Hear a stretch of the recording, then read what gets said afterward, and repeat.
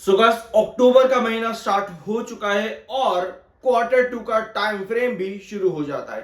तो क्यों ना एनएचपीसी लिमिटेड का क्वार्टर टू का प्री एनालिसिस फटाफट से ले लेते हैं। चार्ट पेन पे क्या डिटेल्स रहेंगी एंड तक देखना, सब चीजें आपको यहां पर मिल जाएंगी। वी आर NISM 7 सर्टिफाइड, तो सब्सक्राइब जरूर कर देना। ठीक है, शुरुआत करते हैं आपकी पहले अपडेट से। तो कंपनी ने रीसेंट जो अपडेट दी है वो है 38 सितंबर को। कंपनी की काफी सारे प्रोजेक्ट्स ऐसे हैं जो कि किक स्टार्ट पर है, किक स्टार्ट पर, और काफी प्रोजेक्ट्स ऐसे जो कि रुके हुए थे। रुके इसलिए हुए थे क्योंकि मेजर प्लांट्स जो कंपनी के हैं वो आपको फ्लड प्रोन रीजन्स पर देखने को मिलते हैं। 2024 और 25 की वजह से जो भी फ्लड्स आपके यहां पर आए हैं उनकी वजह से काफी सारे प्रोजेक्ट्स हिट हुए एनएचपीसी और SJVN के भी, जिसकी वजह से एनएचपीसी लिमिटेड का जो कार्निसार सोलर प्रोजेक्ट है उसका 300 मेगावाट बैलेंस जो बचा था, ठीक है, आउट ऑफ 300 मेगावाट का जो बैलेंस है 85.72 मेगावाट, वो आपको कमीशन होता देखने को मिलेगा बाय अक्टूबर 31। तो ये अपडेट कंपनी ने दी है 30 सितंबर को। 300 मेगावाट का टोटल कार्निसार सोलर प्रोजेक्ट है जो कि 85.72 मेगावाट बैलेंस था, वो कंपनी का 31 अक्टूबर तक आपको कमीशन होता देखने को मिल जाएगा। और भी काफी सारे प्रोजेक्ट्स हैं जो हमने पिछले वीडियो एनएचपीसी लिमिटेड के डिस्कस कर लिए थे, जरूर चेकआउट कर लेना।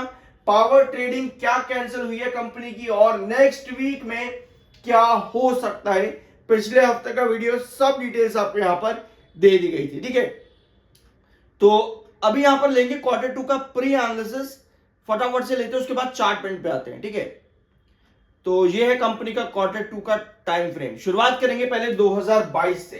सितंबर 2022 में कंपनी का सेल्स रेवेन्यू आता है 3,366 करोड़ का, 3,366, जो कि जून 2022 में था 2,785 करोड़ का।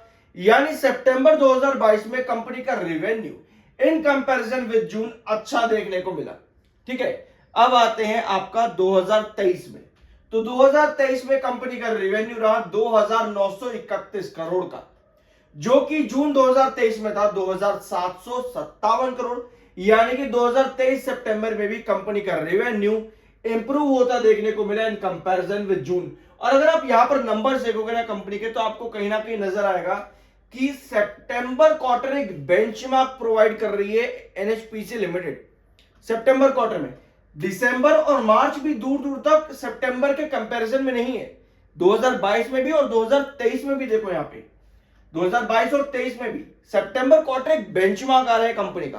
अब 2024 में देखते हैं, तो भैया 2024 में भी यही कहानी, 3,052 करोड़ का रेवेन्यू कंपनी का रहा सितंबर 2024 में, और जून 2024 में रहा 2,694। तो भैया यहां पर भी अच्छा इंप्रूवमेंट कंपनी ने किया। अब 2025 जून का डाटा 3,214 करोड़ के रेवेन्यू पर कंपनी आई। ध्यान से सुनना, 3,214, जो कि एक बड़ा नंबर है, जो कि एक बड़ा नंबर है अगर आप कंपनी के पिछले 8 क्वार्टर भी उठा करके देखोगे। यानी लगभग लगभग 3,214 करोड़ जो कंपनी ने जून 2025 में दिया है, ये एक बड़ा बेंचमार्क रहा है एनएचपीसी लिमिटेड के लिए। तो अब देखना यह है कि सितंबर 2025 जो कि एक बड़ा बेंचमार्क लगाता ही है, जून से भी बड़ा, मतलब कि जून का क्वार्टर आपका नंबर 1 क्वार्टर है। अगर आप नंबरिंग पर रखोगे तो एनएचपीसी लिमिटेड में सबसे पहले आता है सितंबर क्वार्टर, फिर आता है आपका जून क्वार्टर, उसके बाद आपका क्वार्टर आता है नेक्स्ट मार्च का, और फिर आता है दिसंबर। यानी अभी हमने 3 साल देखे जहां पर सितंबर का क्वार्टर इन कंपैरिजन विद जून अच्छा देखने को मिल रहा था।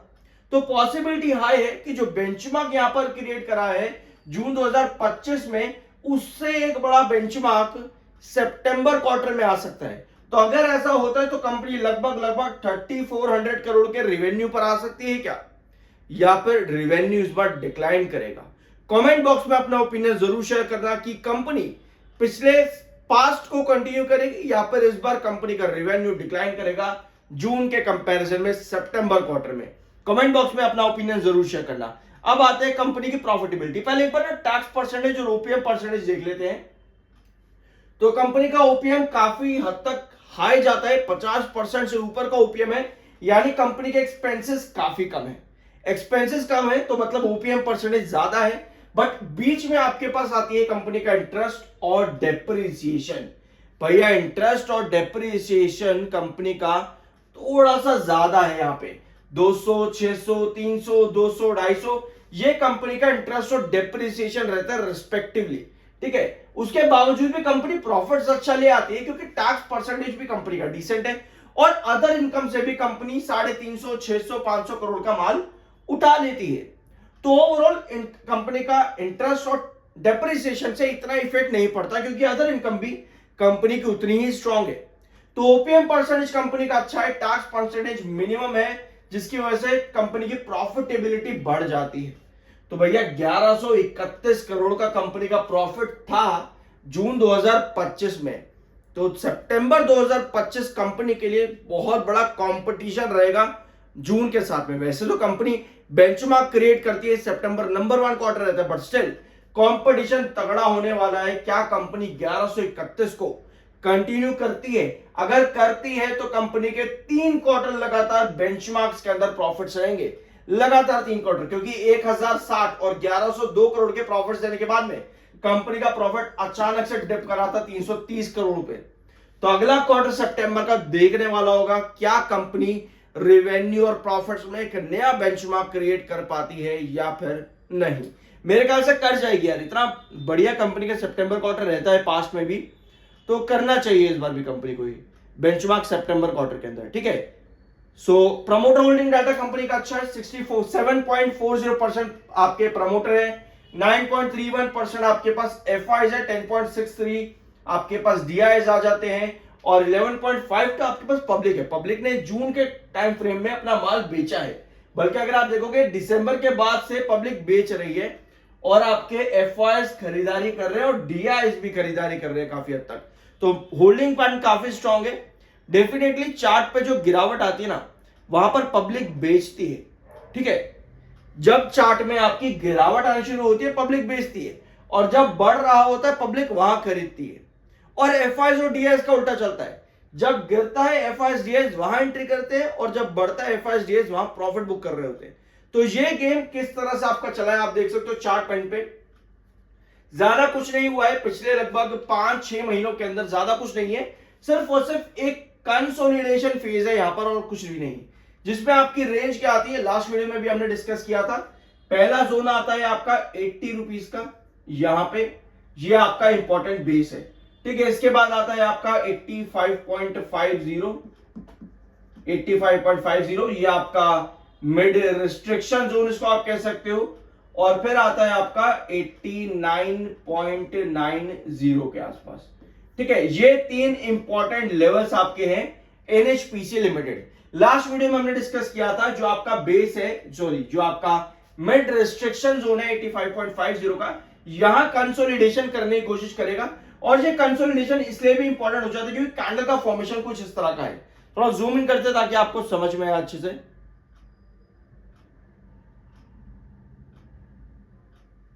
ठीक है, तो यहां चार्ट को एक बार देखते हैं, आपको क्या नजर आ रहा है। जब भी आपके पास इस तरह की कैंडल फॉर्मेशन बने, इस तरह की कैंडल फॉर्मेशन जब भी आपके पास हो, बड़ी एक रेड कैंडल, आपको लगातार गिरावट देखने से पहले सुनो ध्यान से, एक बेयरिश कैंडल आपके पास फॉर्म हुई।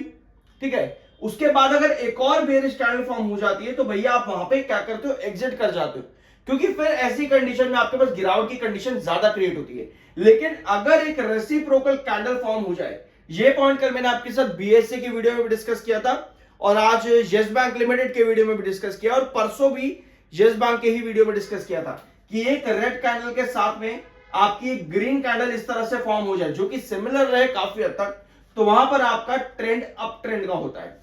अब लास्ट सेशन की जो कैंडल रही एनएचपीसी लिमिटेड की, वहां पर आपको नीचे की टेल लंबी नजर आ रही है जो कि बायर को इंडिकेट करती है। अब भैया बायर को इंडिकेट तो कर रही है, तो क्या कमिंग सेशन में ब्रेकआउट देखने को मिलेगा? इसकी पॉसिबिलिटी काफी कम नजर आ रही है। मोस्ट प्रोबेबली एनएचपीसी लिमिटेड हमें फ्लैट देखने को मिल सकता है कमिंग सेशन में। कमिंग सेशन में फ्लैट देखने को मिल सकता है ओपनिंग सेशन के अंदर।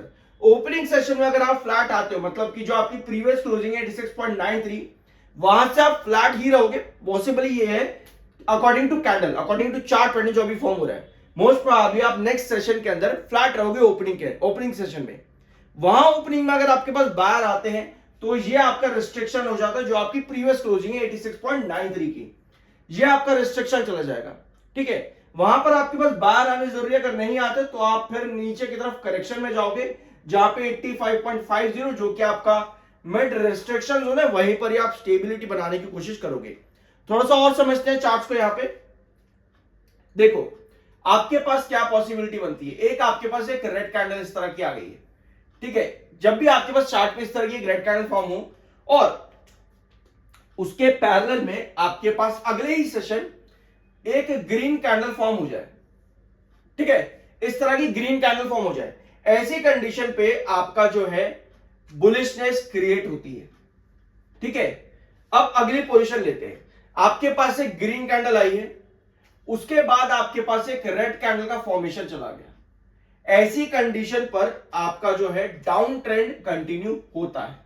ठीक है, तो ये कंडीशंस आपकी हैं। अब एक रेड कैंडल आपके पास फॉर्म हुई है, उसके अगले सेशन में आपके पास एक ग्रीन कैंडल का फॉर्मेशन आ गया, जिसकी ऊपर की टेल लंबी है। तो ऐसी कंडीशन में भी आपका जो है डाउन ट्रेंड बनता है। ठीक है, अब एक और कंडीशन लेते हैं। आपके पास यही रेड कैंडल का फॉर्मेशन हो रहा है। ठीक है, इसके अगले सेशन में आपके पास एक और रेड कैंडल फॉर्म हो जाती है। इस तरह से रेड कैंडल फॉर्म होती है जिसकी नीचे की टेल लंबी है। तो ऐसी कंडीशन पे आपके पास बुलिशनेस क्रिएट होती है नेक्स्ट सेशन के अंदर। ये सब चीजें मैंने आपके साथ परसों यस बैंक लिमिटेड के वीडियो में डिस्कस करी थी और इसी वीक बीएससी की वीडियो में भी डिस्कस करिए। अगर आप चाहो तो देख सकते हो। और उसके बाद क्या हुआ है दोनों ही स्टॉक्स के नेक्स्ट सेशंस के अंदर आपको क्लियर कट नजर आ जाएगा। और चार्ट पर ये कैंडल फॉर्मेशंस आपको उन वीडियोस में इसी वीक के सीखने को भी मिल जाएंगी। वी आर NISM 7 सर्टिफाइड, तो सब्सक्राइब जरूर कर देना। बाय सेल की कोई रिकमेंडेशन नहीं है। मिलता अगले वीडियो में।